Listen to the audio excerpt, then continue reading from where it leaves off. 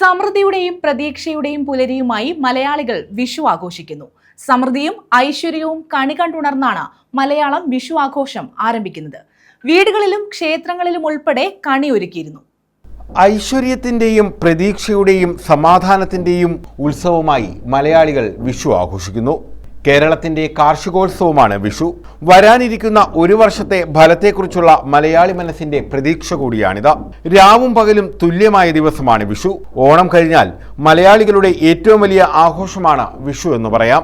വിഷുക്കണിയൊരുക്കുക, കണി കാണുക, കൈനീട്ടം വാങ്ങുക, പുതുവസ്ത്രങ്ങൾ ധരിക്കുക, കുടുംബാംഗങ്ങൾ ഒന്നിച്ചിരുന്ന് വിഷുസദ്യ കഴിക്കുക തുടങ്ങിയവയാണ് വിഷുവിന്റെ പ്രധാന ചടങ്ങുകൾ. കൊന്നമരവും അവയുടെ മഞ്ഞപ്പൂക്കളും വിഷുവിന് പ്രധാനമാണ്. കേരളത്തിൽ മാത്രമല്ല, അയൽ സംസ്ഥാനങ്ങളിൽ അതിർത്തിയോട് ചേർന്ന് കിടക്കുന്ന പ്രദേശങ്ങളിലും വിഷു ആഘോഷിക്കുന്നുണ്ട്. കണിക്കൊന്നയും ധാന്യശേഖരങ്ങളും കൊണ്ട് സമൃദ്ധമായ കണി കണ്ടാണ് വിഷുപ്പുലരിയിൽ മലയാളി കൺതുറക്കുന്നത്. വിളവെടുപ്പുത്സവം എന്ന് പേരുള്ളതുകൊണ്ട് കാർഷിക വിളകൾക്കാണ് കണിയിൽ പ്രാധാന്യം. നിലവിളക്ക് തെളിച്ച് ഊട്ടുരുളിയിലാണ് കണിയൊരുക്കുന്നത്.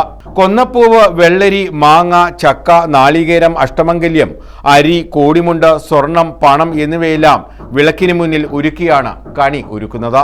കൃഷ്ണപ്രതിമയും മതഗ്രന്ഥങ്ങളും ഉൾപ്പെടെ കണി കാണാനായി വയ്ക്കുന്നു.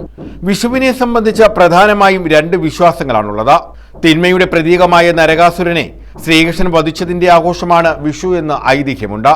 രാവണന്റെ ഭരണകാലത്ത് സൂര്യനെ നേരെ ഉദിക്കാൻ അനുവദിച്ചിരുന്നില്ലെന്നും രാവണവധത്തിനു ശേഷം സൂര്യൻ നേരെ ഉദിച്ചു തുടങ്ങിയതിന്റെ സ്മരണയ്ക്കായാണ് വിഷു ആഘോഷിക്കുന്നത് എന്നുമുള്ള വിശ്വാസമുണ്ട്. ലങ്കാദഹനത്തിന്റെ പ്രതീകമായി വിഷു തലേന്ന് വീട്ടുപരിസരം വൃത്തിയാക്കി ചപ്പുചവറുകൾ കത്തിക്കുന്ന രീതിയും ചിലയിടങ്ങളിലുണ്ട്.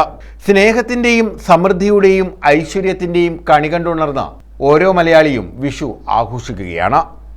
News bureau, Ochira.